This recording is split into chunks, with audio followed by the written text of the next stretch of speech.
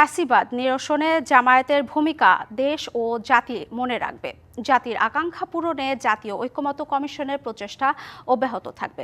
জামায়াতের সাথে বৈঠকের সূচনা বক্তব্যে এসব কথা জানান কমিশনের সহসভাপতি অধ্যাপক আলী রিয়াজ। ঘটনাস্থল থেকে যুক্ত হচ্ছেন সহকর্মী মোহাইমিনুল খান অপু। বৈঠকের শুরুতে কি বলছেন জামায়াতের নেতারা জানাবেন। কিছুক্ষণ আগে কিন্তু ইতিমধ্যে জামায়াতে ইসলামের 9 সদস্যের যে প্রতিনিধি দল এসেছে বেলা সকাল 10টা 30 সময়, সেই টিমের সাথে কিন্তু জাতীয় ঐক্যমত্য কমিশনের বৈঠক কিন্তু ইতিমধ্যে শুরু হয়ে গেছে।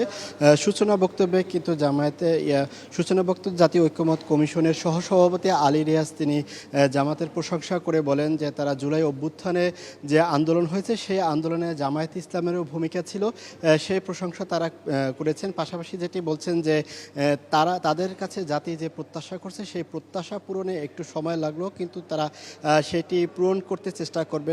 সানবিট সব দিবে সামাল।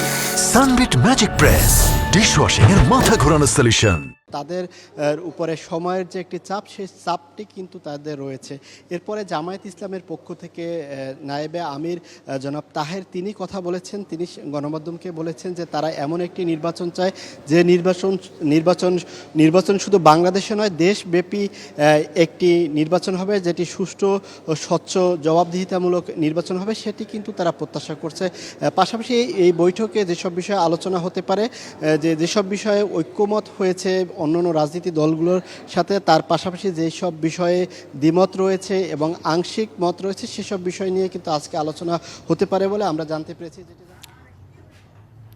অপু, ধন্যবাদ আপনাকে।